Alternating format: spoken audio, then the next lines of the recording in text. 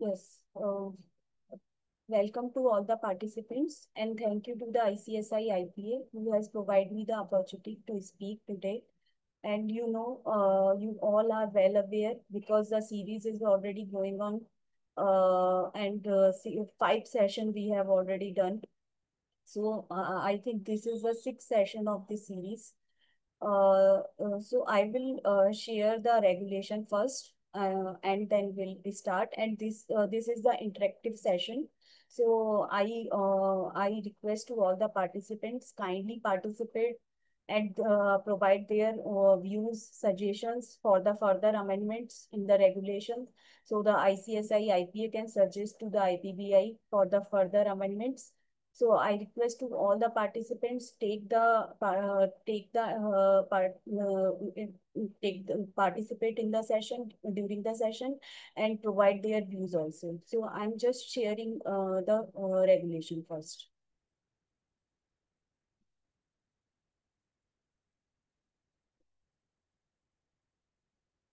So is my screen is visible? Yes, ma'am. Okay, thank you so much, sir. So we'll start with this regulation because today's topic is the fast track insolvency regulation process for the corporate person. You know, in 2017, this was came into force, but this is amended only up to 7th uh, February 2018. So after 2018, there is no further changes in these regulations, and I don't think there is any case is already going on in the as a fast track insolvency resolution process. So we will discuss ki what is the lacuna in this regulation. So what is the further amendments have required to be made in this regulation so the fast track insolvency can also be initiated. So we'll start with the regulation. So I will read the chapter first. The preliminary. This is the preliminary definitions part. The short title and commencement. You all know the regulation may be called the Insolvency and Bankruptcy Board of India Fast Track Insolvency Resolution Process for the CD Corporate Person Regulations 2017. So this is basically 2017 regulations, and the regulation came into force on June 14 to 2017. So on 2017, this was came into force in June. However, after 2018, there is no further amendments was made in this regulation, and this regulation shall apply to the fast track process under Chapter 4 of Part 2 of the Code. So, what is the Chapter 4? We should discuss this also first because before discussion on the regulation, we should see what is the Chapter 4 and what is the Part 2. So, we'll see. I will just share the screen here. This is the chapter 4, and this is the fast track insolvency regulation process. So in these sections, these four sections is here, 55, 56, 57, 58. So these are the sections which is for the fast track corporate insolvency resolution process. So what is, as per section 55, if we will read what is provided as per section 55, a corporate insolvency resolution process carried out in accordance with the chapter and shall be called as the fast track corporate insolvency resolution process. An application for fast track corporate insolvency resolution process may be made in respect of the following corporate debtors, namely the CD with assets and income below the level as may be notified by the central government. A CD which has class of creditors or such amount of debt as may be notified by the CG or such other category of corporate person as may be notified by the central government. So they have prescribed in the section whatever as per the notified by the central government. So is there anyone in the participants who has any idea ki what was notified by the government and what is the level of income or what what is prescribed after this regulation? Is there any idea to any participants whatever is recommended by the central government for this or something?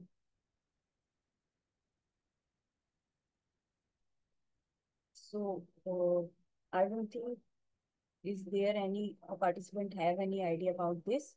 So I just share what is notified by the central government. I'm also sharing this.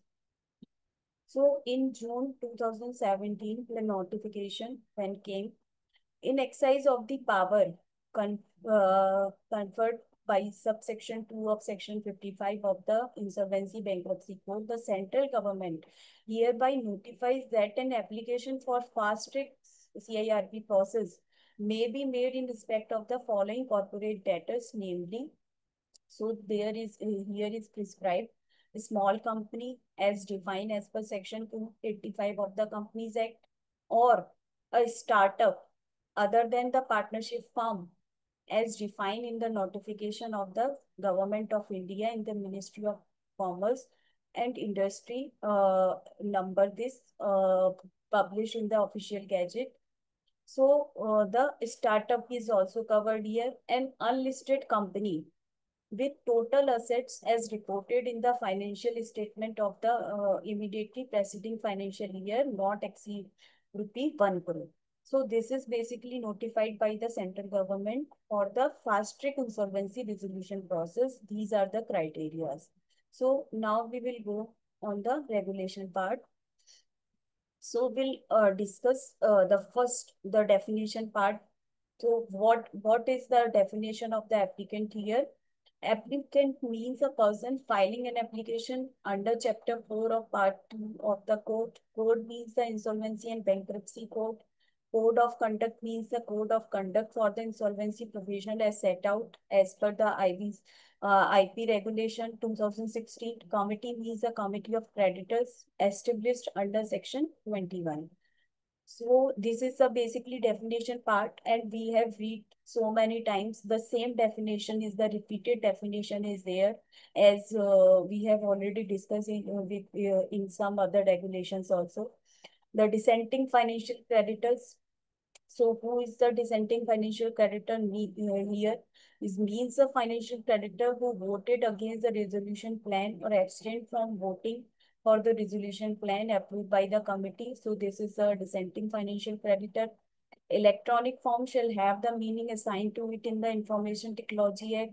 Electronic means an authorized and secured computer program which is capable of producing the confirmation of sending the communication to the participant entitled to receive such communication at the last electronic mail address as per the provided by the participant and keeping records of such communication. So this is basically the electronic means. Its definition is here. We have already read this definition also in some other parts of the regulation.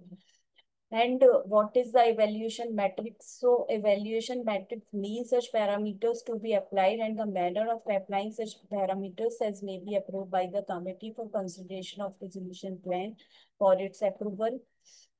Now, fair value. What is the meaning of fair value? Fair value means the estimated realizable value of the assets of the CD, if any, were to be exchanged on the insolvency commencement date between a willing buyer and sellers on the arm's length transaction basis.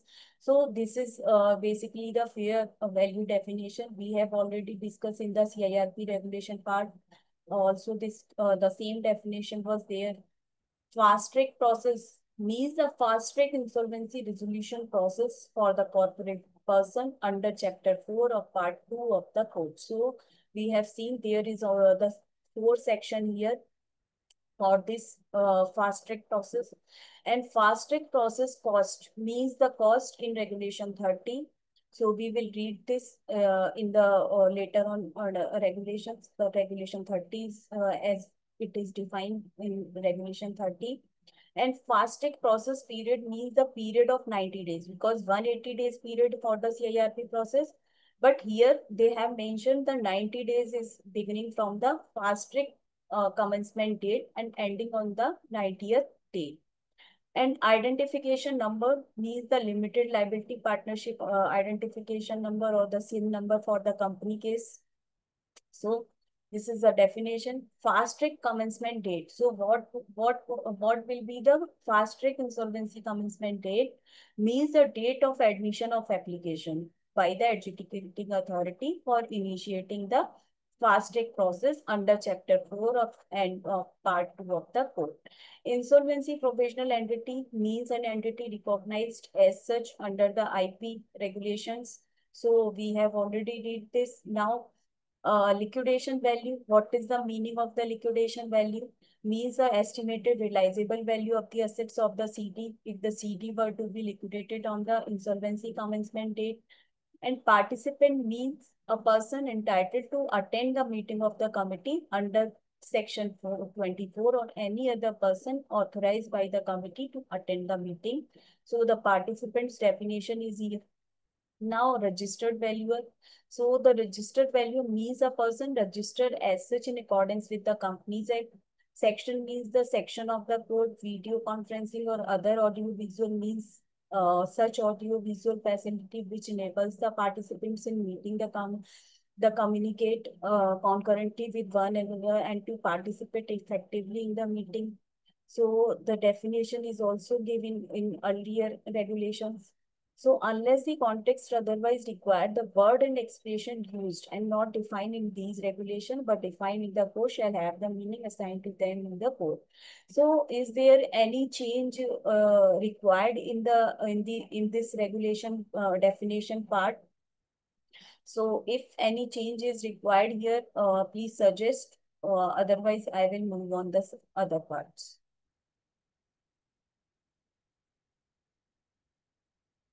So as per the definition part, no further change have been required.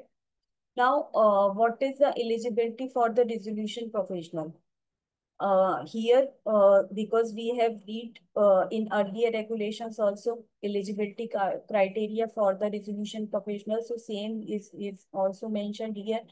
The IP shall be eligible to be appointment as a RP for a fast track process of the CD if he and all partners and directors of the IPE of which he is the partner or director are independent of the corporate debtor.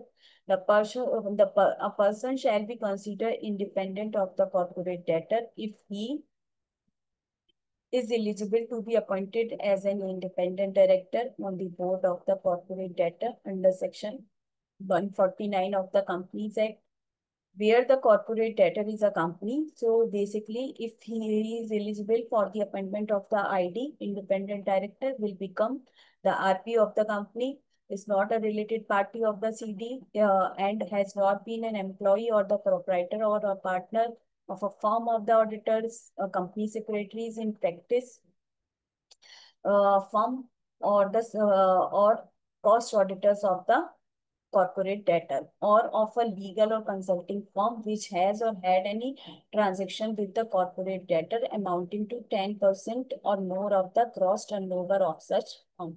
So basically, who will be eligible is the same definition which has been provided as per the CIRP process. The same is given here at any time of the preceding 3 years. So any IP shall not be, an insolvency professional shall not be eligible to be appointed as a RP if he or the insolvency professional entity of which he is a partner or director is under the restraint order of the board, so will not become as the RP or IRP. And IP shall make a disclosure at the time of his appointment and thereafter in accordance with the code of conduct. Now the IP shall not continue as the RP if the IPE of which he is a director or a partner or any other partner or director of such solvency professional entity represents any other stakeholders in the same fast track process. So same definition is given here ki who is eligible and who is not eligible for appointment of the IP. So, I don't think is there any change is required in this definition, in this regulation part. Now, access to book without prejudice to section 12, 17 2D. So, what is the section 17 2D? We'll show you also because we have already discussed these sections earlier also. But we'll show you the what is 17D. The management of the affairs of the corporate debtor by the IRP. So here is the 17D. Uh, from the date of the appointment of the IRP, the financial institution maintaining account of the corporate debtor shall act on the instruction of the IRP in relation to such account and furnish all information relating to the CD available with them to the IRP. So, without prejudice to section 17(2)(d), the IRP may access the books of accounts, records, or other relevant documents, information to the extent relevant for the discharging of his duties as per the code of the CD held with depository of securities, professional advisors of the CD, information at utilities, and other registered and records the ownership of the assets. Members, promoters, partners, board of directors, joint venture partners of the CD. So all are there to whom they can access the books. Uh, Contractual counterparties of the corporate debtors. So all these are there with whom they can access the books of accounts. Now it's exhaustionate credit transaction. The transaction shall be considered as the exhaustionate credit transaction under section 50 subsection 2, where the terms require the corporate debtor to make the exorbitant payment in respect of the credit provided or are unconsignable under the principle of law relating to the contract. So these are considered as the, because we have already read all these definition in earlier regulations, the same is here is provided. So is there any suggestions to make any changes in this chapter? Otherwise, I will move on. Ma'am, regarding public announcement, Sir, it has been. sir, this is the next chapter. No? Okay. We will first discuss and then we will give the take the suggestions. Sir. Okay, sir. So, yeah. So, the public announcement. An IP shall make the public announcement immediately on the appointment as an IRP. So immediately means not later than 3 days, same as per the CIRP process, because 3 days are also mentioned in this, 3 days is also mentioned here. From the date of his appointment, the public announcement referred to in sub-regulation 1 shall be in form A, be published in one English or Hindi or regional language newspaper with wide circulation at the location of the registered office and the principal office, if any of the CD or any other location where the opinion of the IRP, the CD conducts the material business operations, be hosted on the website of if any of the CD, and be hosted on the website if any of the board, IBBI board, for this purpose, provided the last date for the submission of the proof of claim shall, which shall be 10 days from the date of appointment of the IRP, and the applicant shall bear the expenses of the public announcement, which may be reimbursed by the committee to the extent it rectifies them. अरे तुम एक Now, बार sir. बताओ, Yes, ये sir. कितने पे Now, sir. Applicable है जो ये बता रही है? क्यों? Yes. अरे नहीं, अरे उसका टॉपिक ही नोटिफाइड है। Sir, sir, participants, please mute your mic. Ravinder ji, आप म्यूट कर लीजिए प्लीज। मैंने भी नहीं mute कर your दी, पर mic. मुझे कथूरिया इससे ये साहब, था कि आप इससे जो मेन आप था ना, अनम्यूटेड हैं। ये कितने पे एप्लीकेबल है, वो चीज इसकी बड़ी इंपॉर्टेंट सी थी। We ICSI can mute all the participants. नहीं, वो तो अभी पता लगा कथूरिया Hello? साहब, लिखी हुई है रविंदर जी प्लीज म्यूट कर लीजिए। जब पार्ट 2 चैप्टर 4 में हुई है ना, ये वो बता रहे हैं, रविंदर जी, मैं तो बताया नहीं। कथूरिया साहब प्लीज म्यूट कर लीजिए, आप अनम्यूटेड हैं। Okay okay.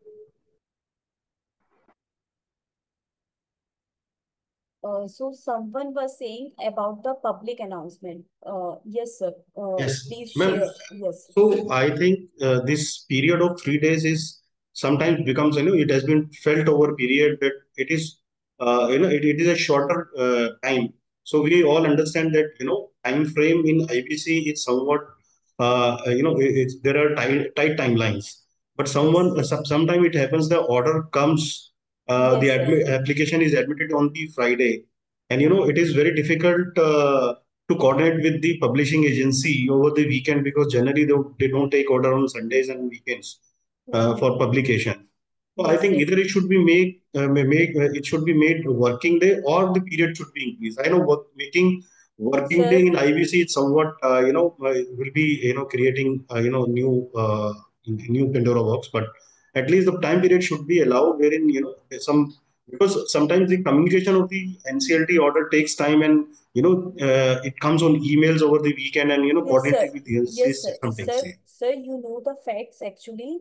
When we will receive the order, because the publication, the time will start from the date of, means the 3 days will be started from the date when we will receive the order, copy of the order. In many cases, I have seen basically the public announcement have to be made when we will receive the order of the copy. Suppose today the order Suppose, was passed. Suppose, sir, suppose, ma'am, the yes, sir. order are received on Thursday, then Yes. Thursday, if order, Friday, Saturday, Sunday. yes, sir. Friday is available there, sir. You know, Friday normally, I yes, understand the Friday is available, but is yes. it possible to publish in one single day, one day? The prepare form A or contact with the Sir, publishers? So Form publication, A, sir, sir, publication can be made over the weekend. There is no bar. It can be yes, on a Sunday publication, Saturday publication. The only point yes. is The office of publisher is not open. There's a Saturday or Sunday maybe. Number of times I've seen this. I agree, sir. So the real problem So is, drafting that advertisement, the format and everything, and ensuring So that it is correct. if Sometimes would that be creates a possible, problem. it could be possible, then mention there's a working day. Yes, Exactly, Working three that is what days. I have requested. except Yes, the yes. Saturday, Sunday. 3 days is Every the year. working days. Yeah. 3 working days should be there. Yes, that is what. Yes, yes. Because sometimes national holidays are also coming. Okay. So Absolutely. 3 days will be counted as a working day, है ना? Should be, ma'am. At So, least for yeah. announcement, because Yes, sir. communication of order takes time. Yes. Yes, sir. Thank you. Thank you, sir. I'm just mentioning here. Thank you, sir. Thank you, ma'am. Yes. For all regulations. So this should be considered for all regulations, no? Not only this fast track insolvency regulation, this should be considered the public announcement 3 days. Yes, should be ma'am. For considered. normal For CRP period as all, well. yeah, Yes. for all Yes. all It's for all regulations. public announcements. Yes, So for whether all public. Sunday is considered here or not? Excluding Yes. Sunday? So working day, when I mean, Three what working is days in a what, it includes working all. days It is includes working days. Includes means every holiday excludes, no? Yeah, but only excluding in national holiday, no.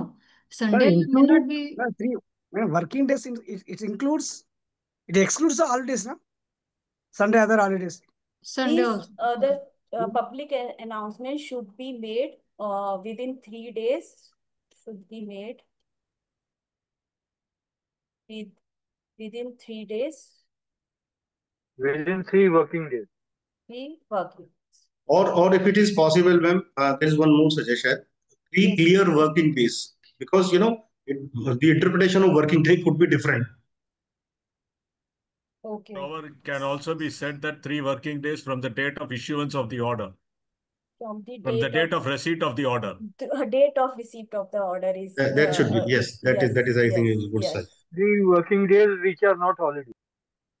3 working days from the date of receipt of the order. Yes.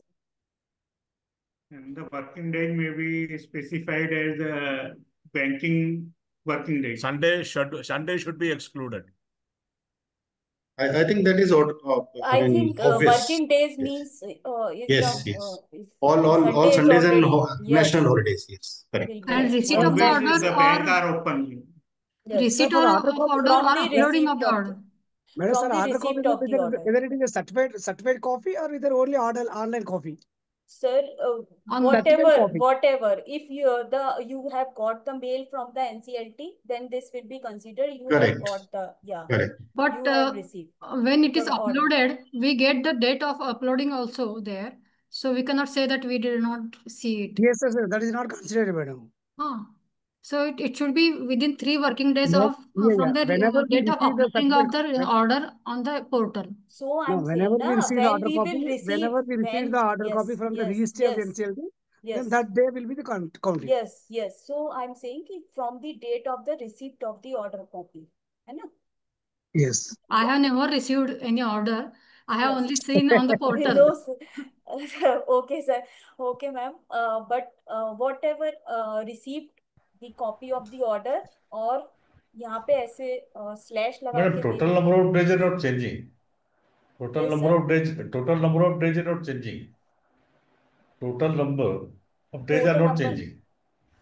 in which case, sir? Total In number all of cases, CRP yes, period is not being changed. Why yes, can we yes. change? CIRP period will not be changed, but the public announcement can be made within 3 working days. The 3 working days is the same, whatever we are saying. 3, only we have added working days because sometimes there was holiday, national holiday or some problem. Agreed, ma'am. So Yes. the time frame has been devised. No. So let's say the order come on the 1st of April, and now that is a weekend, and it takes 5th of April to announce by this calculation. So the 30 days period of the IRP will not change. It will be 30th April only to conduct the COC. Will it That be is T what plus the 90? spirit is. Will it be 90 plus T? 90 plus 30 No, days? it will not be because so you are trying to link all the timelines from the date of public announcement. I think it should be with from the CIRP date, and CIRP date is the date of admission. So those are exceptional cases. If you want to make it a general case, okay, go ahead. But suppose it is getting delayed, those are exceptional cases. So delayed what? Sir, For what? delay in what In purpose, sir? obtaining the order. Obtaining the order. Yes, so when we will receive the copy of the order. So here I have written from the date of the Exactly. receipt of the order, from the date of the receipt of the order. Okay. Working day has to be specified. Actually, Yes, sir. practically speaking, Yes, okay, we will get authenticity on receipt of the order. So what we can do is that we can say order received on such and such date, CIRP or FTP is ordered on such and such date, and accordingly we can change. And we always used to do all these things once in CIRP application. Yes. So same thing is applicable here. And you should disclose it properly. That is what is important here. Continue, ma'am. Yes, ma'am. So this is a public announcement. We have already made some changes, suggestions here. Now, chapter 4, the proof of claim. So what is the proof of claim? Claim by OC, same as we have read in CIRP process, and OC other than the workman or employee of the CD shall submit the proof of his claim to the IRP in person, by post or by electronic means in form B. So form B is the same form is prescribed here, whatever is prescribed in CIRP process, provided that such person may submit supplementary documents or clarifications in support of the claim before the constitution of the committee, and the existence of debt due to the OC under this regulation may be proved on the basis of the records available with the IU, if any, or other relevant documents, including a contract of supply of goods, services with the CD, an invoice demanding the payment for the goods and services supplied to the CD, an order of a court or tribunal that has adjudicated upon the non-payment of debt, if any, or financial accounts. So these are the records, whatever is available, they have required to provide with the claim. And claim by the FC, FC will submit its claim in Form C, the same in CIRP process, and the same documents proved on the basis of the records available with the IU, other relevant documents, including the financial contracts supported by the financial statement as evidence of debt, the records, evidence evidencing that the amount committed by the FC. But for this, I think I have a suggestion here for this point, claim by OC, because we have seen in CIRP process, they have also mentioned some GSTR returns or something. So we should also mention here the GSTR1 or GSTR3B forms, if there, then this will also be considered as the proof of proof on the basis of which the existence of debt due will be considered. So here we should also add the same GSTR1 or GSTR3B in case of this is available. So is there any other suggestion from the participants, or I'm right here to mention You can claim say by that OC? it is based on GSTR returns, GST Yes. returns. We Yes. can simply say by GST returns. No Yeah. need to mention the form numbers. Okay, because sir, I think there was something is mentioned in the CIRP process. So I just want to mention the forms or something here. The same language I just want to mention here. That is right. But anyway, No. see, GST returns is more than Okay. sufficient enough to complete the formalities. GSTR1 and GSTR3, or what to say, or the concluding forms, the origination and the completion. Okay.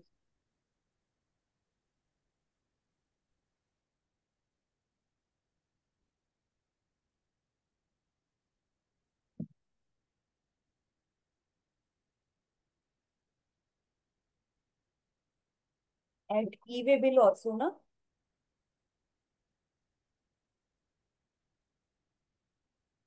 All documents with regard to GST returns, e-way bill, everything should be invoice along with packing, what to say, invoice, packing list, Yes. e-way bill, everything should be there. Now it is all computerized. Yes. It should be there. Yes, sir. So I have mentioned. Now for the FC, other records evidencing that the amount committed by the financial creditor to the city and that under a facility has been drawn by the corporate debtor. Financial statement showing that the debt has not been repaid, or an order of the court or tribunal that has adjudicated on the non-payment of debt, if any. So these are the basis of the proof of the debt. Now claim by the workman and employee. A workman or an employee of the city shall submit the proof of the claim to the IRP in person, by post, or by electronic means in Form D. So D form is here. And provided that such person may submit supplementary documents or clarification in support of the claim on his own, or if required by the IRP, before the constitution of the committee. Here there are dues to numerous workmen employee of the CD. An AR may submit one proof of the claim for all such dues on their behalf in Form E. The existence of the dues to workmen or employee may be proved by them individually or collectively on the basis of the records available with the IU, if any, on or any other relevant documents, including the proof of employment, such as contract of employment for the period for which such workmen and employees claiming dues, evidence of notice demanding payment of unpaid dues, and any other documents or other proof that payment has not been made, or the order of the court or the tribunal that has adjudicated upon the non-payment of the dues, if any. So this is basically the proof which have required to be submitted by the workman and employee. Now claim by the other creditors. So the other creditors have submitted their claim in Form F, and the records or the same IU with records, if any, available with the IU, or other relevant information, documents sufficient to establish the claim, including any of the following documentary evidence demanding the satisfaction of the claim: bank statement of the creditor showing non-satisfaction of claim, and order of the court or tribunal that is adjudicated upon on non-satisfaction of claim. So basically these are the documents which is also provided for by the other creditors. Now substantiation of the claims. The IRP or the RP, as the case may be, may call or such other evidence or clarification as he deems fit from the creditors for substantiating the whole or the part of its claim. Now, cost of proof, who will bear this cost? The creditor shall bear the cost of proving the debt due to such creditors. Now, submission of the proof of claim. So, the creditor shall submit the proof of his claim on or before the last date mentioned in the public announcement. And the creditor who failed to submit the proof of claim within the time stipulated in the public announcement may submit the proof of his claim to the IRP or RP as the case may be till the approval of the resolution plan by the committee. So till the approval of the resolution plan can be submitted, proof can be submitted before the IRP or RP. And where the creditor in sub-regulation 2 is a financial creditor, it shall be included in the committee from the date of the admission of such claim, and provided that such inclusion shall not affect the validity of any decision taken by the committee prior to such inclusion. So basically the same here is also mentioned, whatever is mentioned as per the CIRP process. Now the verification of claim, who will verify? The IRP or the RP as the case may be shall verify every claim or as on the fast track commencement date within 7 days from the last date of the receipt of the claim, and thereupon maintain a list of the creditors containing the names of the creditors along with the amount claimed by them, the amount of their claim admitted, and the security interest, if any, in respect of such claim, and updated. And list of creditors shall be available for inspection by the person who submitted the proof of claim. Available for inspection by the members, partners, directors, guarantors of the CD, display on the website, if any of the CD, filed with the adjudicating authority, and presented at the first meeting of the committee. So basically, this is required as per the after verification of the claim. Now, determination of the amount of claim, where the amount claimed by the creditor is not precise or cannot be determined due to any contingency or other reason, the IRP or the RP as the case may be shall make the best estimate of the amount of the claim based on the information available. So whatever the information is available, they will make the best estimate of the amount of the claim. Now, IRP or RP as the case may be shall revise the claim amount of claim admitted, including the estimates of the claim under sub-regulation 1 as soon as may be practicable, and when he receive the additional information warranting such revision. So revision is also allowed if they have received any relevant documents, then revision can also be made for the claim. Now, debt in foreign currency. The claim denominated in the foreign currency shall be valued in Indian currency of the official exchange rate as on the fast track commencement date. So same as per the CIRP commencement date. So here they have mentioned the fast track commencement date. So same here they have provided. Official exchange rate is the reference rate published by the RBI and derived from such reference rates. So same here is also mentioned. Now committee of creditors. So committee with only OC. So where the CD has no FC or where all financial creditor are related parties of the CD, the committee shall be set up in accordance with this regulation. So the committee formed under this regulation shall consist of the following member: 18 largest OC by value, that if the number of the CD is less than 18, the committee shall include all such OC and one representative elected by the workmen other than those workmen included under subclause A, and one representative elected by the employee other than those employee included under subclause A. So these are also considered as a committee member.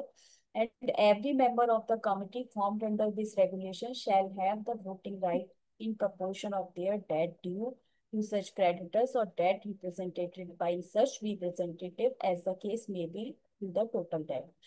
So for the purpose of this regulation, total debt means a sum of the amount of the debt due to the creditor listed in sub-regulation 2A or amount of the aggregate debt due to the workman as per sub-regulation 2B and amount of the aggregate debt due to the employee as per sub-regulation 2C. So these will be Ma'am, considered can as we the, just go yes, back? yes, Can you yes, just go back to the previous? yes. Yeah, the On which no, regulation, the sir? next one, 16, number Yes, 16. yes, sir. The committee formed under this regulation shall consist of the following members: 18 largest operational creditors by value. Yes.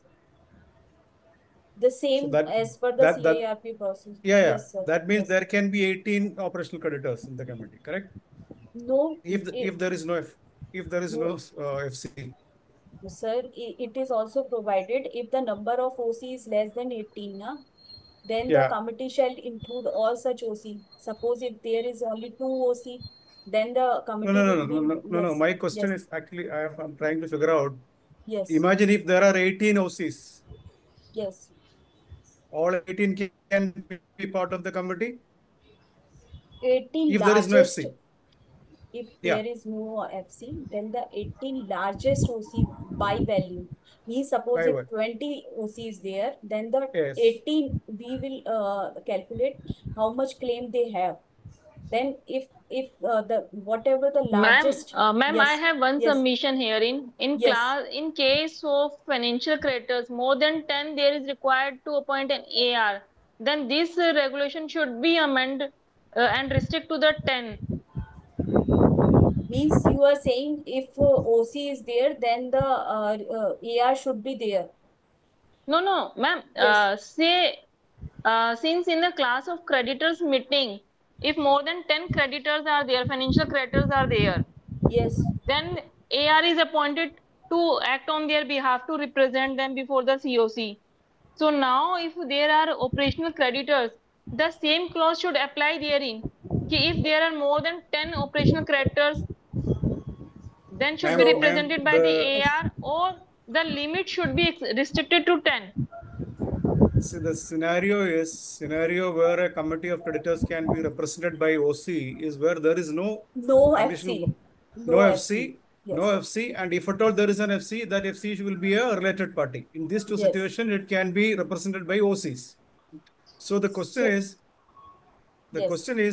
suppose there are 18 largest operational creditors by value. There are say out of 20, as you said, out of 20 operational creditors, 18 are the biggest ones. Yes, sir. So next sentence is confusing. Provided that if the number of operational creditors is less than 18, the committee shall include all such operational creditors. Yes, sir. So if less than 18, suppose if we have only 2 largest creditors, 2 OC only, then the committee will be incorporated with these 2 OC. Ma'am, the creditors criteria, I suppose there is 10% of the total debt, total claim debt should be added to the COC. No, 15 to 20% of this. 10% of the total claim. If any person has OC is having more than 10%, 10% or more, then he should be part of the COC. It is already mentioned. Yes. So largest creditors can be, considered in that point of view. So there should be clarity on this point. So largest, you are saying for the there should be a clarity ki what will be counted as a largest operational creditor. Right, ma'am, right. So this is already cleared here by value. Suppose if we are having 5% is having 20 creditors are having 5%. So 5%, someone is having 5%, someone is having 2%, or someone is having 8% or 10%. So I think the largest we will choose from among them. No, ma'am. This is not the scenario. Because practically, the largest we will take all the first 18, on the number descending side, we can take 18 numbers. But now, since there is regulation amendment to have the COC up to the 10 members, so their criteria should also be for the OCs. Then instead of 18, there should be maximum 10. If more than that, then should be AR. So, other participants, if they want to say something on this. Absolutely. If the COC has restricted the number of members up to the 10, then it should not be 18. It should be in line with that only. So what will be the amended regulation here? What 10 should I largest write here? operational. Ma'am, 10 10 largest 10 What should should be I 10. write? 10. Yes, ma'am. Instead of 18, there should be 10. And the Absolutely. largest to be identified that above By value. 10% of the total Nahin, claim that is by amount. value. By Total debt, value. total claimed amount. I think I would beg to differ on Yes. this Admitted Yes. claim. because in Yes. case of in case of financial creditors, operational creditor cannot represent themselves, and only then they have been given that that 10 operational creditors can appoint somebody to represent them.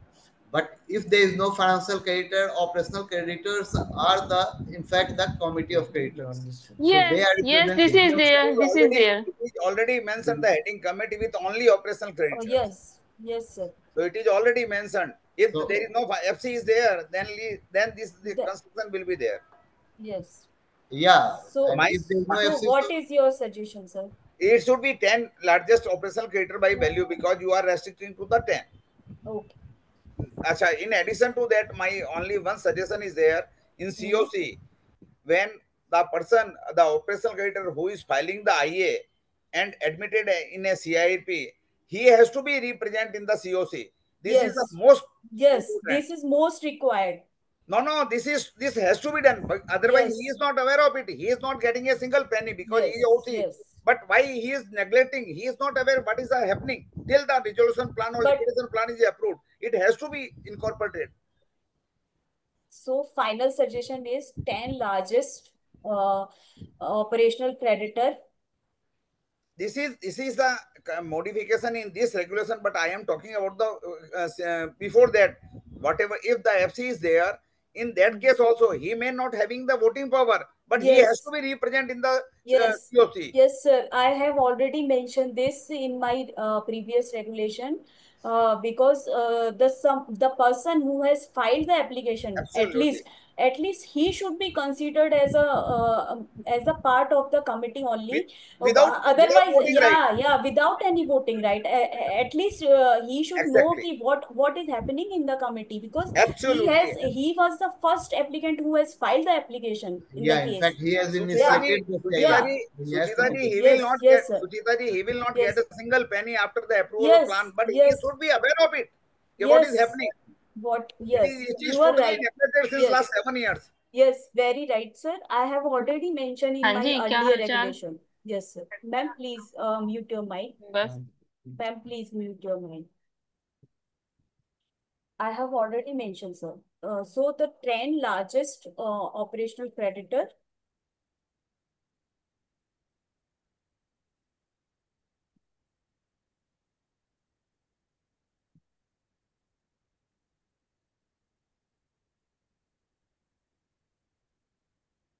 By value.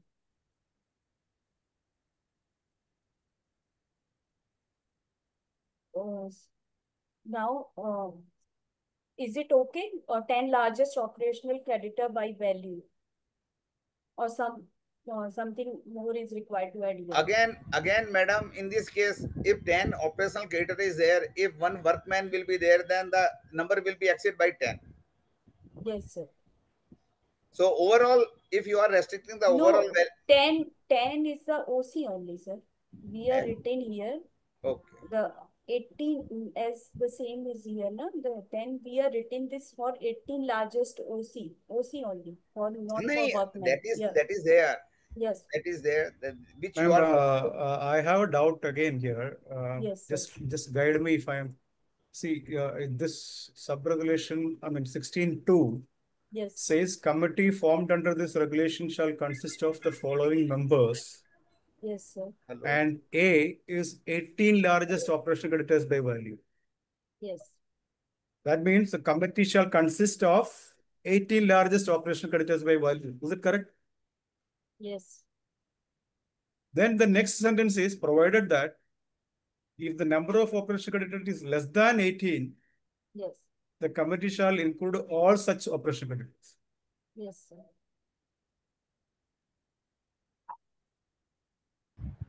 So if Yeah, it is 18, if it is this 18, maximum what is, Yes. if it yeah, is if 18, that's okay, because if the maximum number of operational creditors in COC shall be 18. Yes. If their total number of OCs are less than 18, then all of them shall be no, Considered if it as is, the if yeah, it which is are not 18, if it is 18, what happens? then All all 18. 18 will be then there. all 18 will be the part of the We shall committee, not sir. exceed 18. That is what it means. Yes, this is the maximum number which is provided here. Exactly. Yes. May I? Yes, Yeah. sir. Yeah, in this entire section, we need to include only two words. What, sir? A, 2A, 18 largest operational credit by value, as somebody mentioned just now, in bracket, including the one who filed the case. Simple one. There are 18 by values. Okay. If less than 18, all will be the members.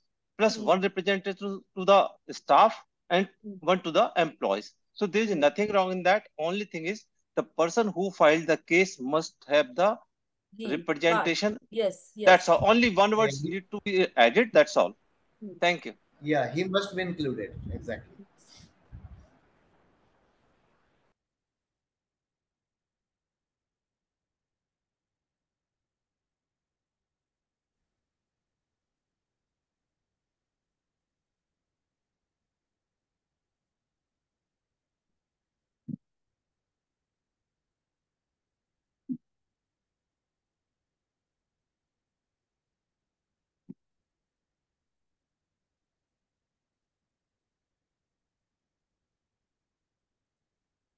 Sir. Including the person who has filed the application. Thank you. So we'll move on. The committee formed under this regulation and its member shall have the same right, power, duties, and obligation as a committee comprising the financial creditor and its member as the case may be. One more thing I just want to discuss first, why this regulation is not succeeded. What is the lacuna in this regulation? So there is no case of the fast track insolvency resolution process. So I just want to suggest, because in the previously I have shown you who was covered by the central government through the notification. So the only small company, startup, and the company which having the total assets as reported in the financial statement in the preceding financial year not exceed ₹1 crore is considered as the applicable means the person for this regulation, for filing eligible person for filing this fast track resolution process regulation. So I just suggest something here also in 55 subsection 2, it allow the inclusion of the micro, small and medium enterprises, because MSME should be included there. And the companies with simple debt structure, suppose if a company having a very simple debt structures, or they should also be included in the fast track resolution process, so the fast track resolution can be provided to them. And the creditor's choice based referral to the fast track where feasible.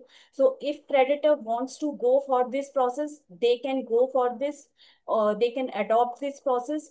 So there should be some more criteria should be prescribed. So the fast track process can be initiated for other companies also, and these regulations or these sections came into force effectively. Now use of Ma'am, single, for yes, micro, small, and medium, PPIRP is in place. No, will that be a yes, sir. conflict? Yes, PPIRP is there. So, so why Will, if so my question is, suppose will there be a conflict if there is no point in if PPIRP is already there? yes, but PPIRP is also not successful, sir. In this scenario, PPIRP also not a successful, and nobody wants to go in the PPIRP also. It's a matter of choice of the creators. If you want to go for PPIP or for this, it depends on the applicant where he want to go. Number one. Secondly, Yes. there is a cost benefit analysis. If there is a company of 1 crore debt, Yes. there are 15, 16, 17 Yes. OCs. So everyone may be having less than 10 lakhs. And the cost of going for the cases, cost of Yes. litigation, time consumed is so high. So based Yes. on the cost benefit analysis, people don't prefer to go for it. Yes, yes, and there should That's be my submission. yes, sir, and there should be a digital portal like in MCA. If we will see, earlier the company incorporation was also done physically. We have required to submit all the information documents to the registrar office, have to go there. Now everything is digitalized, so there should be some online portal for such type of process like PPIRP, fast track process. So there should be some forms has to be prescribed, and the form should be filed. If we have filed the forms, and the filing based system should be developed to the IBBI. As per my suggestions, that online platform or some digital e-filing should be there for the PPIRP and the fast track insolvency cases, because only 90 days is given here. So how the process can be completed if the digitalization should not be there? So this is some of my suggestions which I have written here, that the digitalized portal and e-filing system should be developed by the IBBI. And if you have any, if the participants having any suggestions, they can also provide. Yes, if someone has raised a hand, Kashi Yeah, this is Vishwanath, sir. Shivaraman. Yes, sir. Yes, yes. I want to understand what is the claim value for filing an application before adjudicating authority?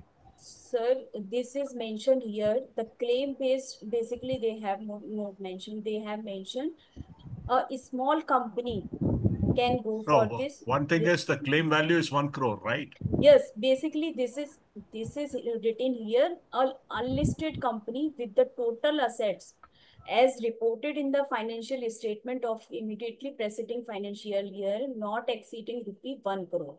So the company can itself can go for this process, fast track My process. question is, Yes. Yes. When I am filing a claim, for example, if I am doing a claim, then for starting this process, whether the claim, for example, an operational creditor wants to start a fast track insolvency resolution process. Sir, What is the claim amount? Sir, actually claim amount is nowhere mentioned here, because you see, if I will read again this section, I will show you again this. Nowhere, sir, this is defined. So I'm saying ki there should be That has to more be defined, clarity. no, sir. Yeah. That has to be defined, no, ma'am. The claim value, what is the claim value? For example, an operational creditor is starting this fast track insolvency process. What is the Yes. claim value? Sir, claim value means is debt- not defined. debt. As per this is only defined here. Whatever is defined here, this is the only which is notified by the central government. However, I will also show you the definition part, which is also provided as per section 55. 1 minute.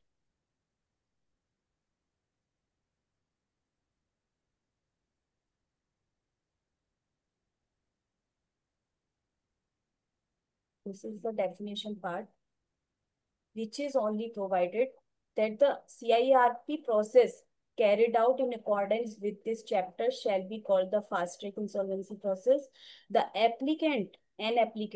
application for fast track insolvency resolution process may be made in respect of the following corporate debtors, namely the CD corporate debtor with assets and income below the level as may be notified by the central government, which is 1 crore.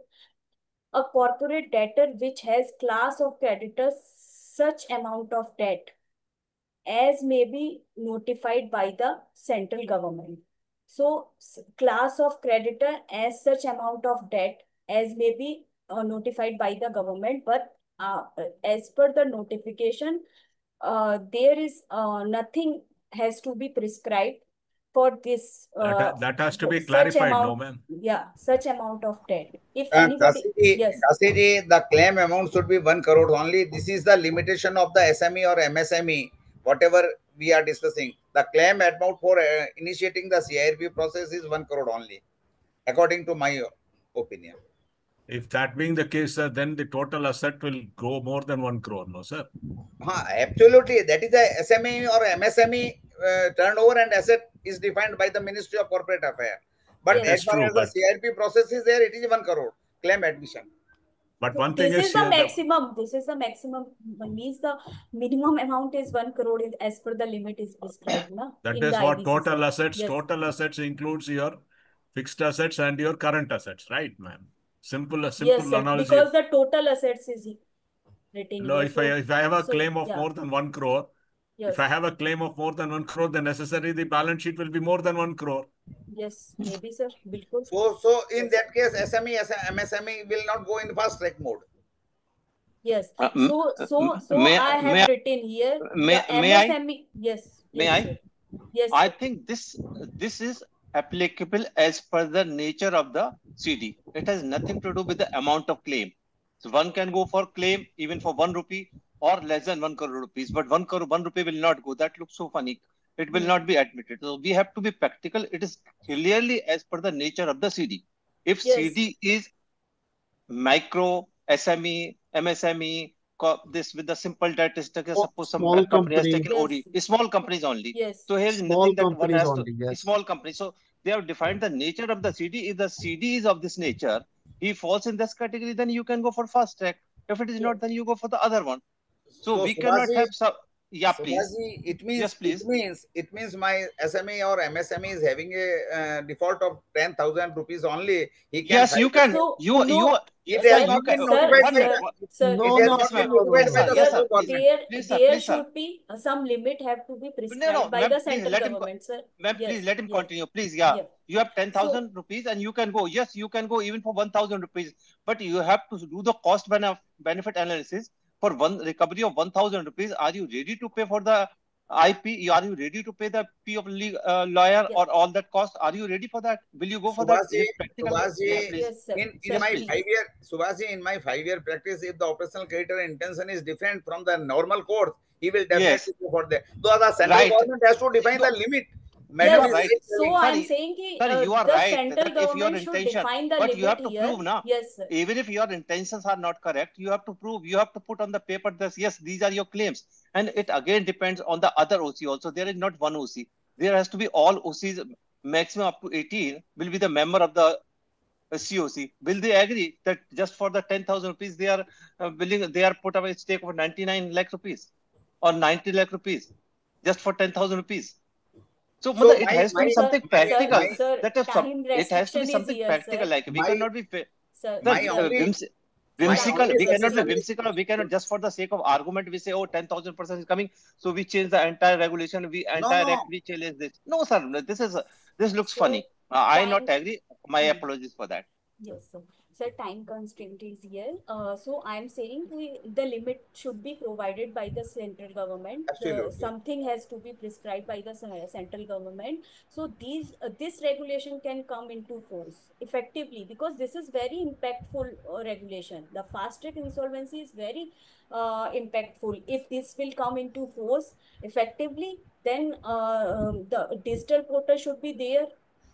So these type of some changes have required to be made to the central government for coming into force of this regulation. Now, the filing by the interim resolution professionals. So IRP shall file a report certifying the constitution of the committee to the adjudicating authority on or before the expiry of 21 days from the date of his appointment. Same in case of CIRP process. So why this is 21 days is prescribed here? Because this is very time bounding process. 90 days is only given to the IP for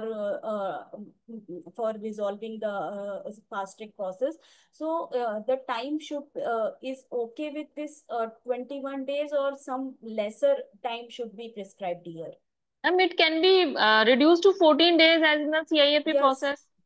Yeah, 14 days. No, in CIRP process, the 21 is there. 21 days is there, I think. It can be reduced to 14 days. Yes, in this fast track insolvency process, this should be reduced from 21 days to 14 days or 10 days or whatever. So my understanding is in CIRP process, it is 30 days right now, ma'am. From the date of appointment, he has to file a report of constitution of COC within 30 days. Okay, within 30 days. So 21 days is prescribed here. So I don't think, sir, this should be the 21 days. I think lesser time should be given in this case, no? Because only 90 days as given for the total resolution of the process. The report filing is 2 days from the constitution of the COC. And 14 days is a claim collation period, and 7 days is a claim, 14 days is a claim submission period, 7 days is a claim collation period, and within 2 days, the report is required to be submitted to the NCLT. That,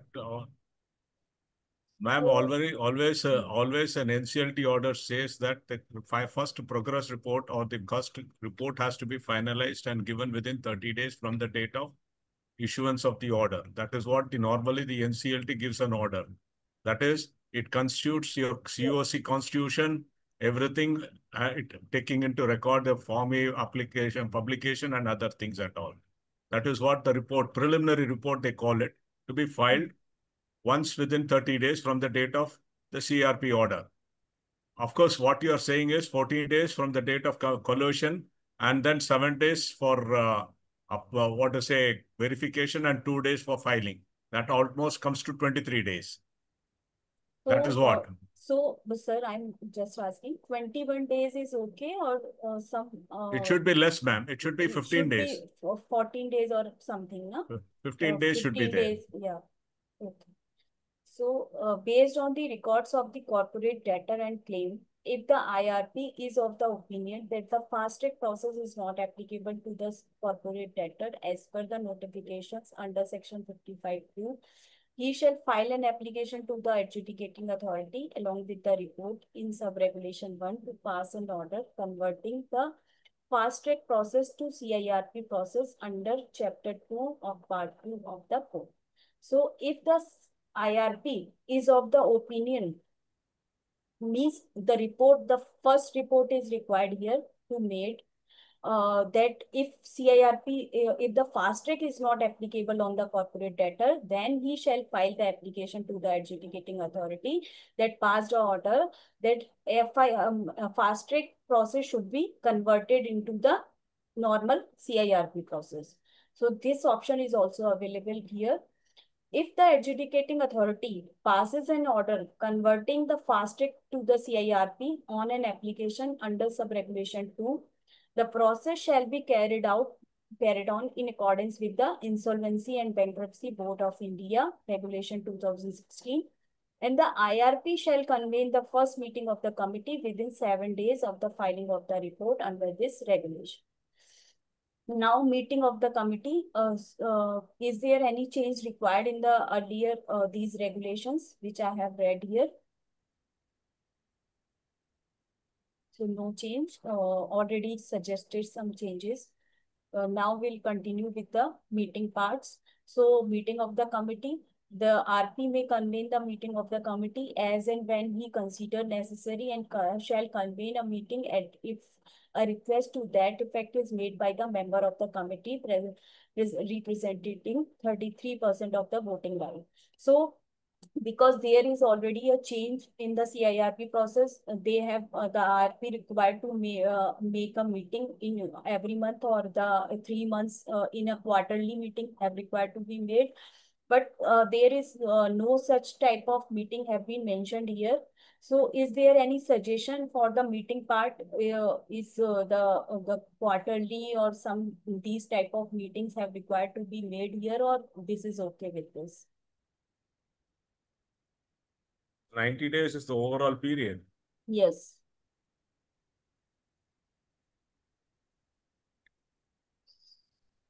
So the meeting not required to make the meeting on a quarterly or monthly basis. So this is okay. Now notice for meeting of the committee, subject to this regulation, a meeting of the committee shall be called by giving not less than 7 days notice. Here they have given the 7 days notice. Why? Because 5 days notice is already given in the CIRP process. But here they have mentioned the 7 days notice in writing to every creditors. delivered at the address he has provided to the RP, and such notice may be served by hand delivery or the registered post. But in any event, he served on every participant by electronic means in accordance with Regulation 20. So this period should also be reduced in the fast track process, because this is 90 days, within 90 days required to solve the case. So 7 days is I think the lesser period should be mentioned here. The 3 days notice or something should be here. So is there any opinion of the is there any suggestions of the participants on this?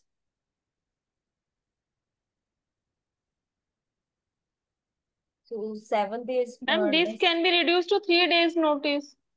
Yes, 3 days, because 5 days is already given in the CIRP process, But where ma'am, 180 Yes, days was ma'am. mentioned. but ma'am, Yes. sub-regulation 2 say the committee may reduce the notice period from 7 days to such other period or Sir, not in sir, 24 hours. normally can use. Normally why the maximum period have mentioned here, because sometimes the members have made the argument on this basis. Here they have mentioned the 7 days. Why you have given the 3 days notice, and then required the consent of all the members also. But ma'am, So, minimum, And the second point can be reduced from 24 hours is fine. 3 days to 24 hours. That should be fine, because in the AI yeah, era, this should be reduced. but sometime ma'am, actually advance notice will be more comfortable to the members. they're more comfortable, but sometimes the notice period will become the base of arguments. This can So, be, yeah. with the 3 days, I think more than sufficient. Yes. So the notice period, as per my suggestion, the notice period should be reduced.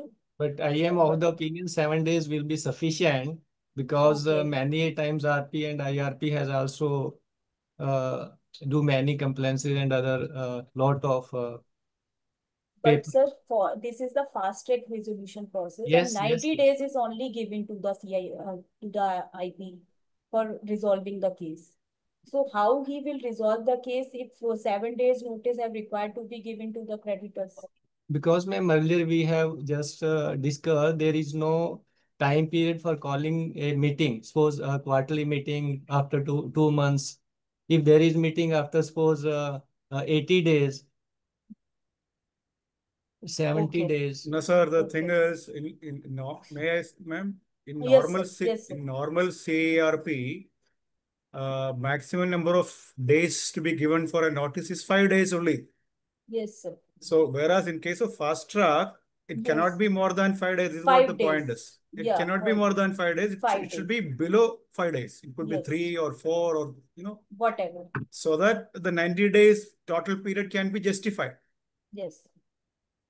Because compared to normal CARP of 180 days, here it is Yes, only sir. 90 days. So why Yes, to sir. give more number of notice days for a COC meeting? This is a Yes, question. sir. I think it can be 3 days. But ma'am, the practical utility of fast track process itself is in challenge, isn't it? I mean, is it applicable to IPs? I have not handled any case, of Ma'am, fast track. actually, I am of Yes. the personal view. Yes. Yes. Maximum period should be there, less, because if it was fixed 3 days in the regulations, it will be very difficult for the professionals. If Sir, this is to the higher side, sir, 5 days is mentioned in the CIRP process. So why yes. this is not difficult in that scenario, sir? It is also difficult, na? But But still the IP is managing all the process. The 14 days, 10 days, everything is managing by the IP. So But if ma'am, something is mentioned here, it will be managed by the IP if something is also mentioned here. I agree, ma'am. But ma'am, there is no restriction on the profession to give, suppose 1 day notice. Sub-regulation 2 clearly says the committee may reduce the notice period from 7 days to 24 hours. What is the problem? 7 days. I think there is no problem. Sir already explained you that how can we say how can we mention if 90 days is there, only the period is 90 days is given. So how can we justify if 7 days notice period we And have this is the mentioned maximum here? period. This is the maximum period. This is not compulsory, and this is not that we must have to give 7 days So notice. Bhashi, this is the first, this is required for the first meeting. So for the first meeting, this could be reduced so that subsequently, based on the working, the Yes. period can be reduced to 24 hours. This is the first day that Yes. 7 days would be, you know, wastage of time. 7, yes. Okay. If here it is 7 days, why Yes. not in CARP 7 days? Yes. This is the question, sir.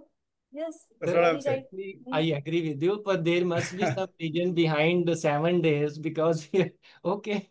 Yes. No, I'm not. I'm saying if then we need to change CARP days also to 7 days. I mean Sir, CARP this notice is days. only up to the IBBI whether they will Uh, accept our changes or not. We will only suggesting. I think 5 days is enough. Yeah, I mean here probably yeah. here also we can say 5 Yeah. days. Yeah. As Mr. Yes, Subhash said, yes.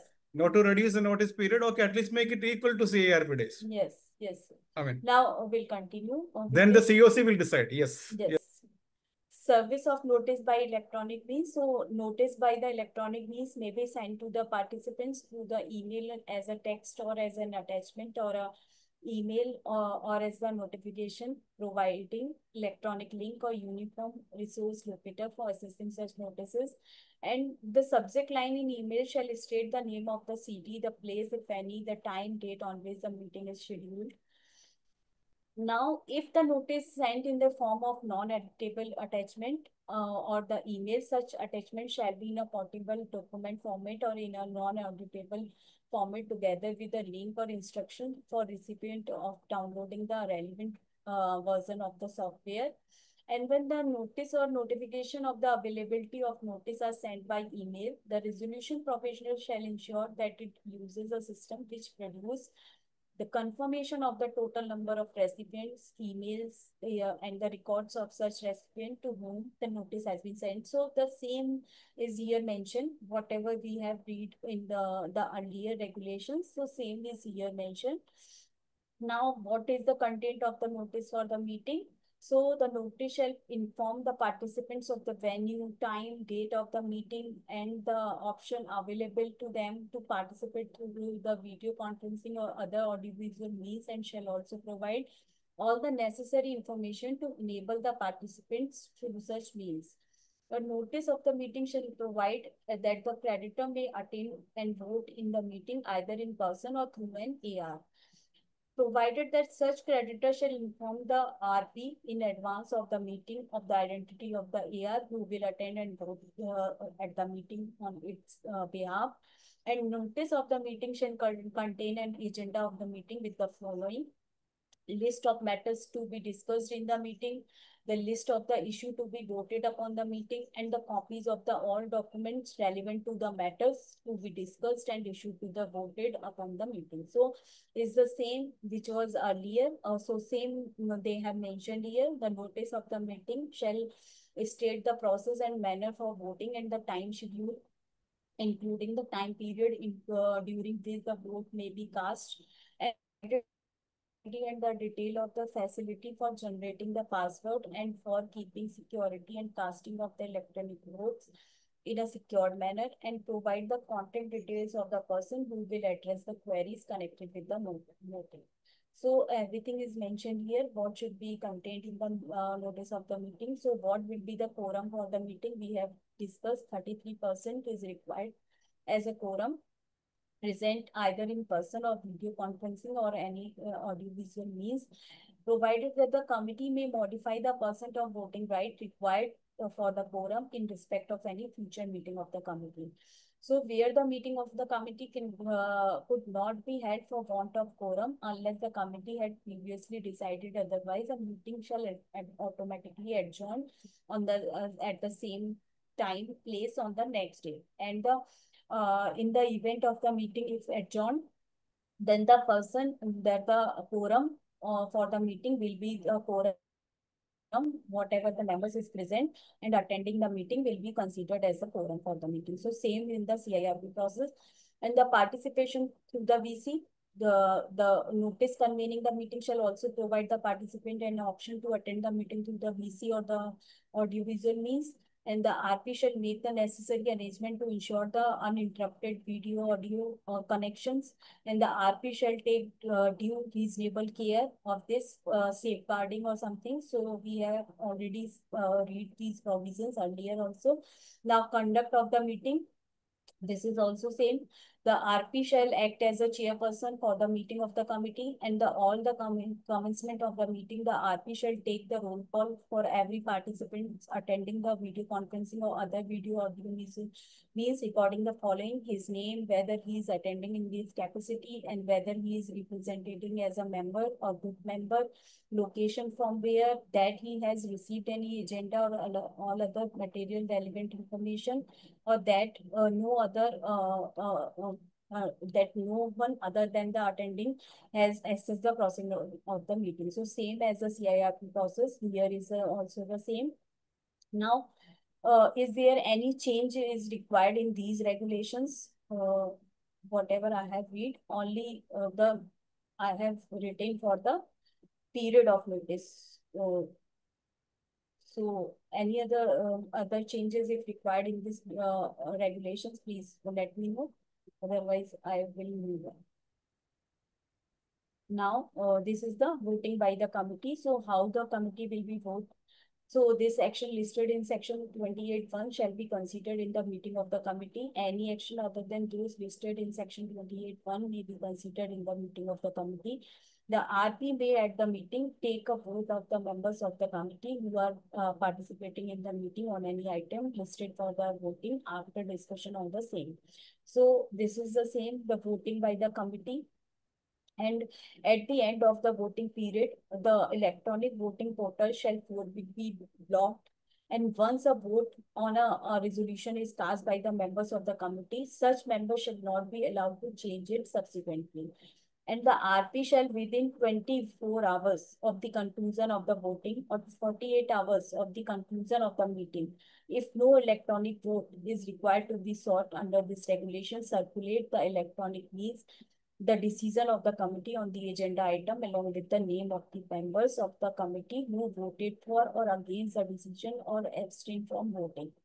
For the purpose of this regulation, expression voting by electronic means and its grammatical variant or electronic voting system means a secured system-based process of the display of the electronic ballot or the recording of the vote. So this is the voting process by which the RP have record the vote and circulate the votings. Now, conduct of the FASTag process. So how to conduct the FASTag process? This is the part.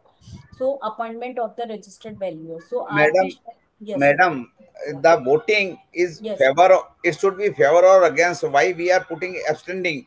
Because it is a problem if the person who remains absent.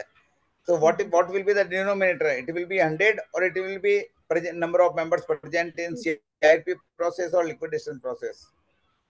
Sir, basically we have count the person who has abstained from the voting. If the person is attending the meeting, but he has abstained from the voting, then this will also be calculated for the calculation of the voting total votes. No.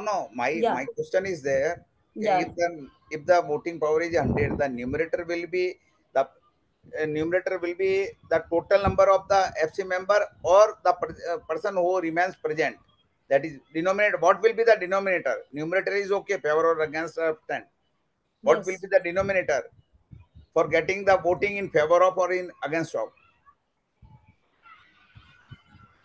Sir, you're not able to understand that voting. Suppose if we are having 100% vote, suppose. Okay.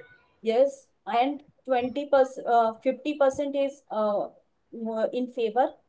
Yes. And 20% is against. And abstain is 30. Is 30. Yes. So now the resolution is passed by which percentage? 50 by 100 or 50 by 80? Sir, resolution will be passed by the 50%. 50% will be considered only. Okay, so at the the time denominator, of, yes. the denominator will be 100 only.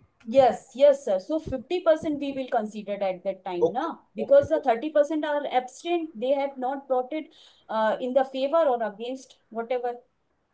Okay. Now, conduct of the fast track process.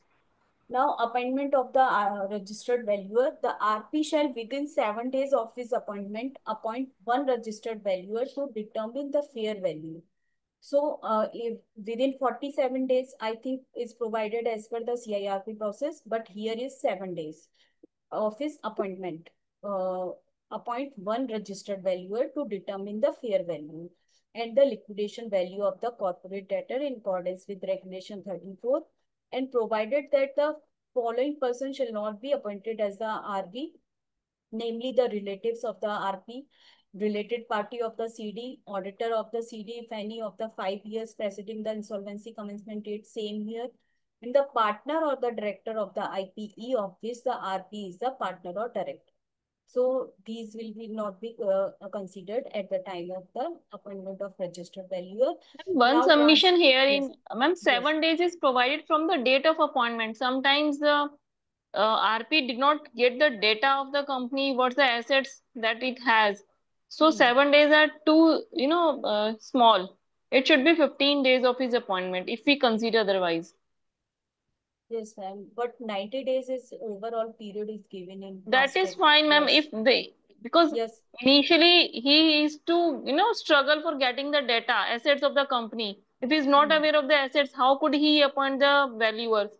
And valuers Yes. will take 2 to 3 And days to 7 give the days, quotation. yes, and 7 days they have mentioned here, or same 7 days they have mentioned for giving the notice. So without the approval of the COC, how to appoint the registered valuer? So this is also the question here. Yes. Ma'am, valuer Yes. could be appointed, but Yes. only the approval is for the fee part, not for Yeah, the fee appointment part. But fee part, the approval is required, na ma'am? Yes. So yeah, so the 10 day, Ma'am, It should be 20 days. 20. Normally what we Yes, sir. can do is we can issue the appointment letter to a registered Yes. valuer. Yes, sir. And in the appointment letter itself, we can mention that subject to the approval of the COC. Always Yes, we That can is have that fine. leverage. That is Yes. fine. But unless and Yes. until you know about the assets of the company, how could you approach Correct. So the only respective thing, valuer? Yes. in any case, if you are supposed to appoint a valuer, you are supposed to appoint a valuer, you need to appoint a valuer. Only thing is, within 7 days, you issue the appointment letter, as per the rule. Then the functionality, problem the with work. this approach is that's what we have been doing in CIRP also. Our Yes. problem here is, when you don't know the fees, nobody will start working on Yes, the sir. subject anyway. Nobody will. So here Nobody what will is provide happening, the consent also. we are appointing, but that appointment has no meaning till we know what money you are even supposed to pay them. Moreover, the consent has to be given by the registered valuer, no? So unless Absolutely. until the consent is received, we can't say that the appointment has been done, and we cannot Yes. inform the IBBA website that so and so person has been defined, and we cannot file the relevant forms with IBBA. This appointment is more of a paper exercise than actual. Exactly. But So yes, what currently, Yoshiji was saying, that's what we all are currently, doing so far, I guess. So, currently it is happening. What is happening is 47th day, for example, we need to appoint in case of CER. Yes. Yes. So by 47th day, whether you have the assets details or whether you don't have the approval of the COC or not, RP is bound to appoint a registered valuer. We are doing that. we agree that Yes. yes, that's more of a paper exercise than actual. And which valuer has ever given their report in 10 days, sir? Not possible. Not possible even in 90 days. It takes 6 months. They take like God knows what. Sir, here it is only, my point is here it is only talking about appointment part. Here we are not talking about valuation report, which could come after maybe 6 months or 9 months. Yes. Yes. Only the appointment part, to comply with IBBA regulation, an RP has to appoint a valuer in 7 days time. So in that aspect, what I'm saying is you can issue a appointment letter saying that subject to COC approval, which might happen in any case, in 20 days or 30 days time. Sir, paperwork तो हम कर ही लेंगे, sir. Paperwork is not a problem. It has to result some. So and since that was not achieving, but guess Sucheta ji, there is not much we can add here. So Yeah. But sir, on the contrary, just to add one point, on the contrary, the people, especially the registered valuer working on the IBC valuations, They know there are tight timelines, and they work accordingly. So coincidentally, I'm also a registered valuer, not doing so much IVC valuations, but we, as IRP, we have been inviting the quotations from RV from different reasons, and we also always request them to keep the timelines on a stricter page, so that we can comply with the other regulations. So Sir, the 7 days is try doing perfect. a real estate Sir, CIRP. time constraint. And you will That's a get tough to know call. what I'm I saying. agree. That's a tough call. Yeah, this especially Taking the list of, the this big list that especially the technical people. Yeah, and there has been questions from different regulators. How come you can do the revelation in such a short time? So it's a irony actually.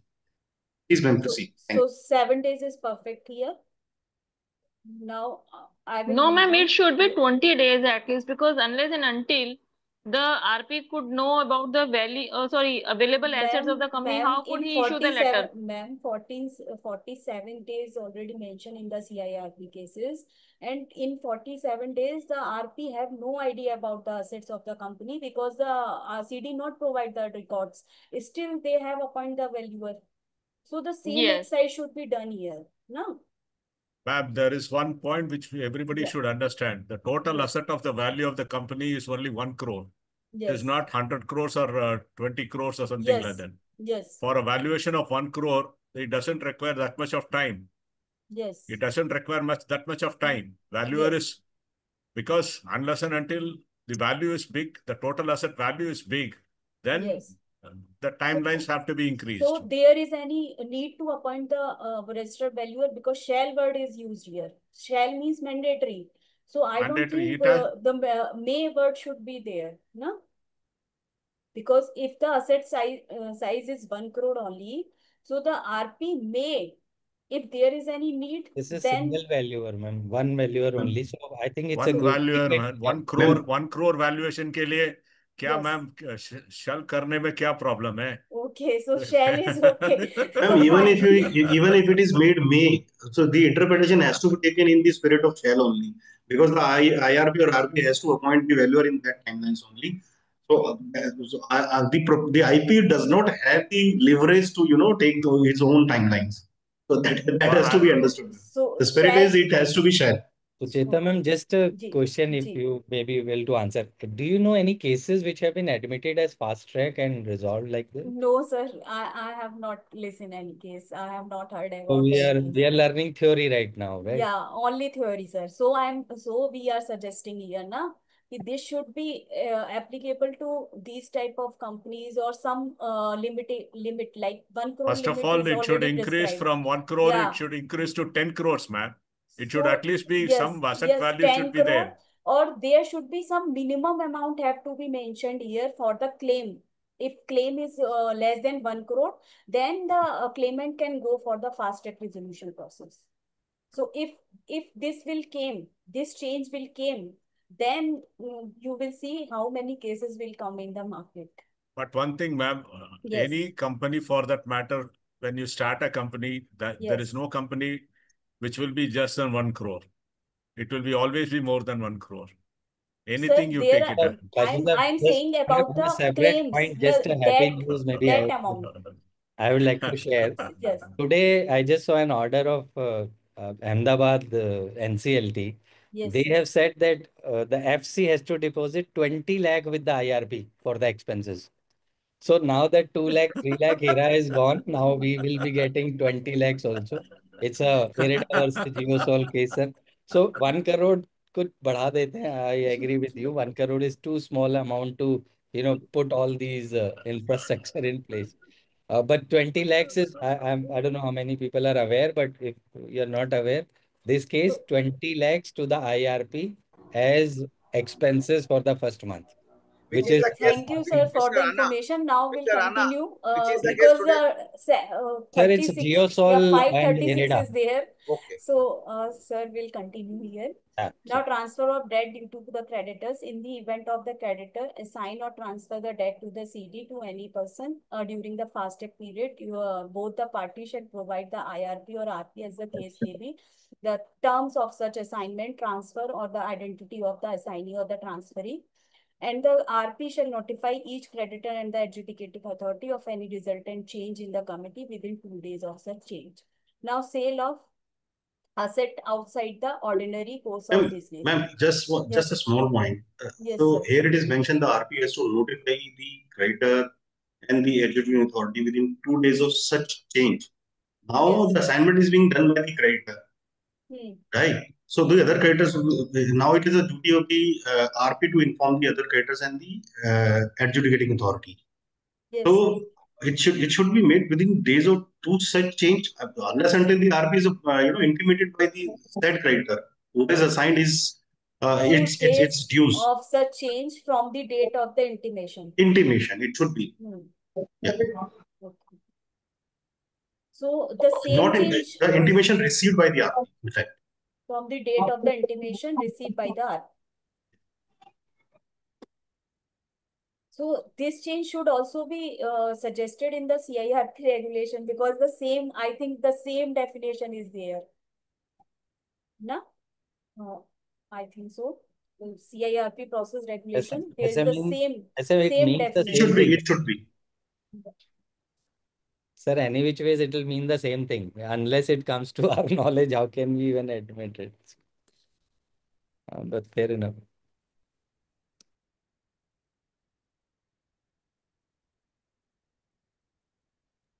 We need to go to the adjudicating authority to get Sir, it approved. 2 days to AA is very less, because I don't know how you're sitting in Delhi will file a case in Hyderabad. It's online only, no?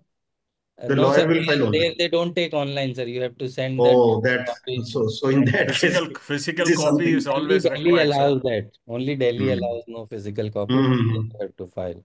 So no, even in Allahabad NCLT, we are dealing with one of the cases. Chandigarh also, Chandigarh. Many NCLTs now accepting online filing. Yes. Sir, Amravati I file, Ahmedabad. But I'm not sure, but Sir, please continue. I just continue, sir.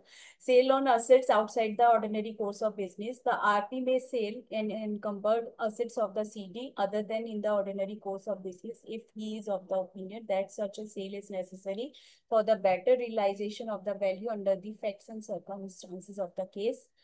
Now, provided that the book value of all assets sold during the fast-track process period in aggregate under this regulation shall not exceed 10% of the total claim admitted by the IRP, and sale of the asset under this regulation shall require the approval of the company. Bona fide purchaser of the asset sold under this regulation shall have a free and marketable title of such asset notwithstanding the terms of the constitutional documents of the CD, shareholders agreement, joint venture agreement, and other documents of a similar nature. Now, assistance of local district administration. So the IRP or RP, as the case may be, make an application to the AA for an order seeking the assistance of the local district administration in discharge of its duties under the code or these regulations. Now, first, what is the fast-track process cost? So fast-track process cost means the amount of any interim finance or cost incurred in raising such finance, fee payable to any person acting as RP, any cost incurred by the RP in running the business of the corporate data as a going concern, any cost incurred as expenses of the government to facilitate the process, amounts due to supplies of essential goods or the supplier or the services, or amount due to any person whose right are prejudicially affected on account of the moratorium imposed, and expenses incurred on or by the IRP to the extent ratified under Regulation 42. So these type of costs will be considered as a fast-track resolution cost, and other costs directly relating to the fast-track process and approved by the committee. So this will be considered as the fast-track resolution cost. And what is the essential supply? Same as the electricity, water for the use of the factory only, not for the output generating output produced. So these will be considered as a essential supplies. So in case of water, this is the same. Essential supplies is for the drinking water, sanitation purpose, and not for generating any hydroelectricity. Now, cost of IRP. the applicant shall fix the expenses to be incurred on the interim resolution provisional, and adjudicating authority shall fix the expenses where the applicant has not fixed the expenses under sub-regulation 1, and the applicant shall bear the expenses which shall be reimbursed by the committee to the extent it ratifies, and the amount of expenses ratified by the committee shall be treated as the fast-track process cost. So for the purpose of this regulation, expenses means the fee to be paid to the IRP and other expenses, including the cost of engaging the professional advisors, to be incurred by the IRP. Now, resolution professional cost. The committee shall fix. Yes, ma'am. In the fast track cost, because the whatever the expenses which is not ratified by the COC could be reimbursed by the applicant as decided in various case laws, ma'am. Yes, ma'am. Because the RP will act on the basis of an agreement with the applicant, and if the COC constituted does not ratify that fee, then that difference should be paid by the applicant. That Yes, should ma'am. mention somewhere in the CIRP cost. Okay, the applicant shall bear So the that expenses which litigation shall could be reduced within this period. But ma'am, the IRP or RP fees or something, or the public announcement fees or something, so who will pay, ma'am? RP will not pay from his own pocket, na? If applicant will not pay. Ma'am, that's correct. Yes. But in case the COC doesn't ratify, say, the fee of the RP, because here is no minimum fee criteria is fixed. So the difference amount could be borne by the applicant.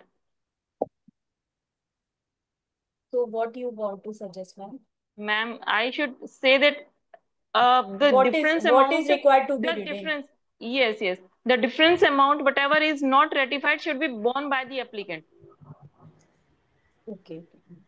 If the agreement is with the applicant, then he has to take the advance rather than going for this amendment. But sir, every time advance is not given by the applicant. Sir, ma'am, IP will not initiate any case, I don't think, if they have not taken some advance from the applicant. And in some of the orders, these are the cases. 2 lakhs is the minimum amount which have required to be, which was mentioned by the adjudicating authority, have to pay to the IP before starting any case. Itself written in some of the Yes, ma'am. To cover the initial expenses, I think in every cases NCLT orders for a fee of 2 lakh or whatever. Yes, be paid has been by the applicant. By the applicant only. But in case of CIRP process, it is mentioned in the order itself 2 lakh. But in the case of personal guarantor cases, they are not mentioning anything, and cases are without fees. Even in the personal guarantors, in our case, I mean Kochi NCLT, we get to get 2 lakh each. In PG, they are mentioning these days also, sir. Yes, Earlier sir. they were not mentioning, now they are mentioning.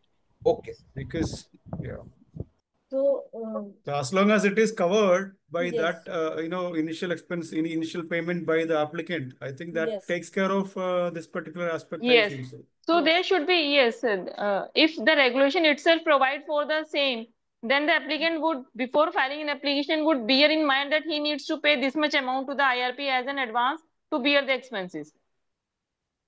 Litigation cost would be reduced at the end of the RP. So what other participants? Okay, what Ms. Maya ma'am is saying, basically, in cases where NCLT doesn't order for 2 lakh payment or whatever payment, that has to be covered by way of a regulation. Is what she means. So what should we have mentioned here? What is the exact language of the regulation, ma'am? Please mention in the chat box. Yes, ma'am, I'll mention. Yes.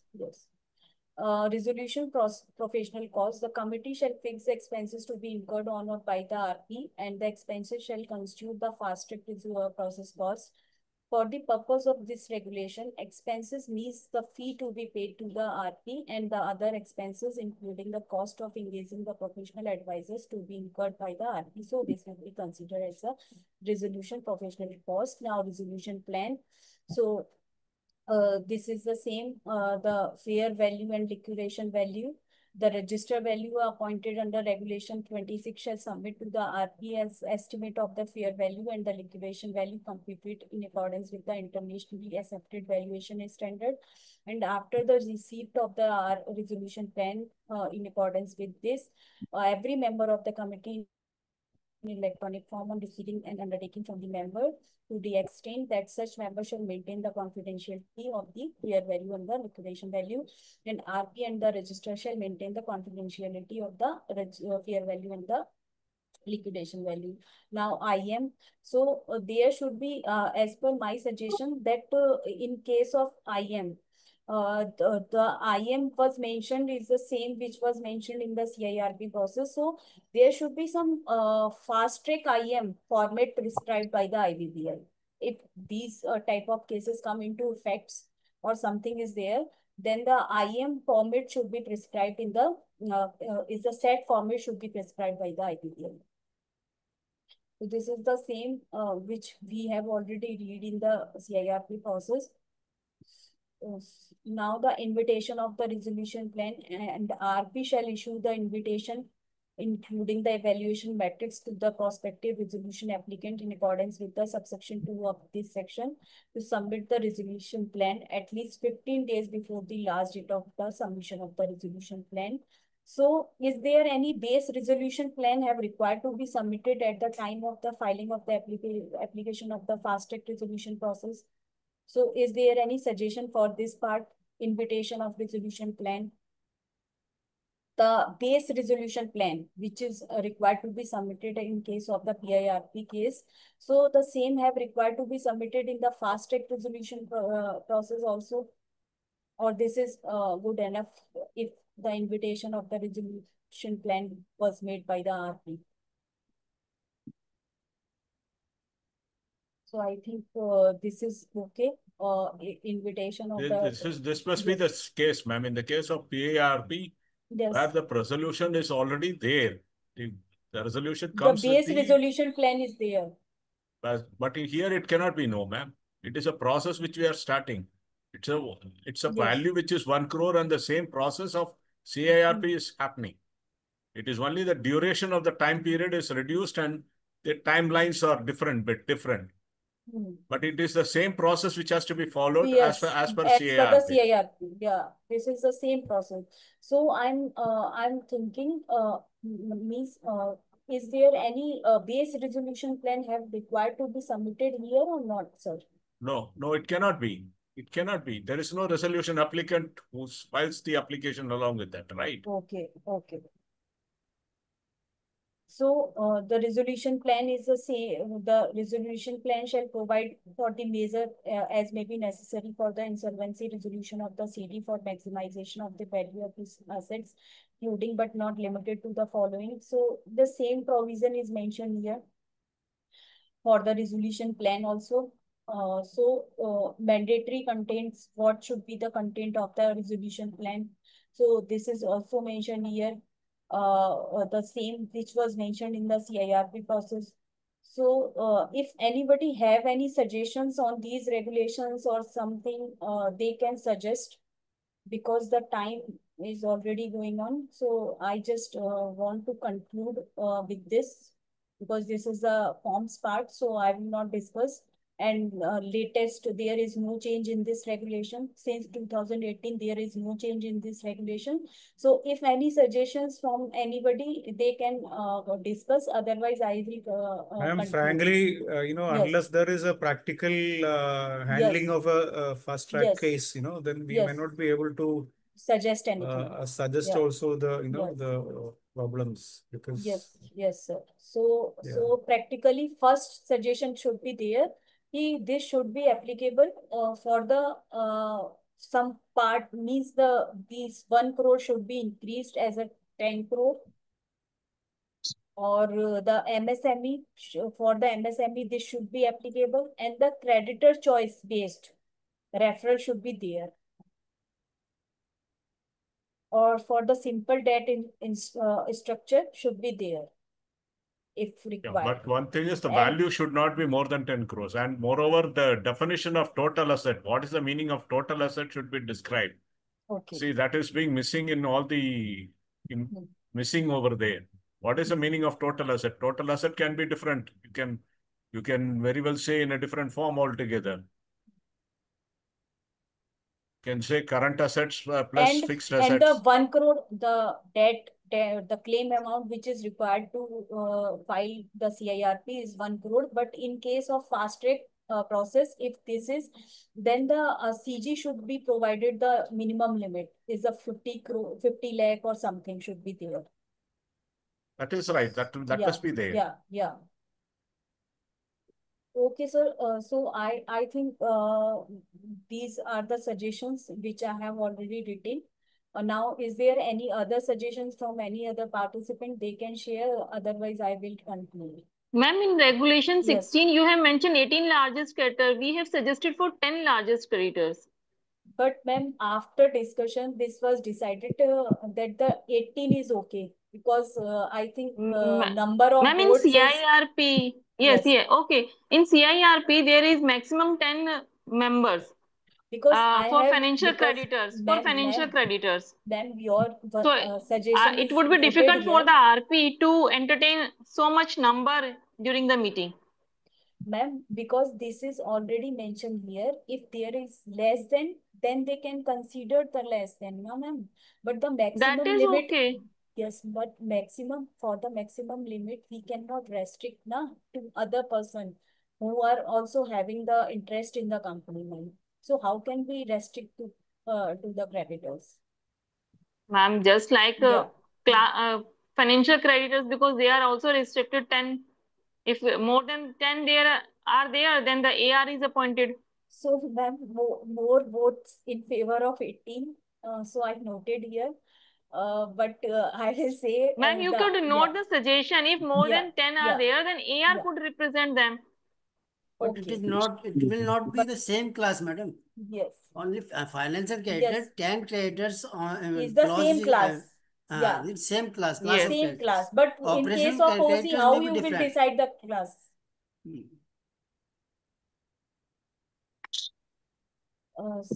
So the suggestions already recorded here, and some, if anyone, So can we conclude now, sir? Yes, ma'am. Yes, ma'am. Yes. Thank you so much. So I'm requesting to the ICSI IPA. Thank you, ma'am. Thank you so much. Thank you so much. Thank you, ma'am. I'm requesting. Yes. Thank you. Thank you so much. Thank you, ma'am. Thank you so much. Thank you, madam. Thank you so much.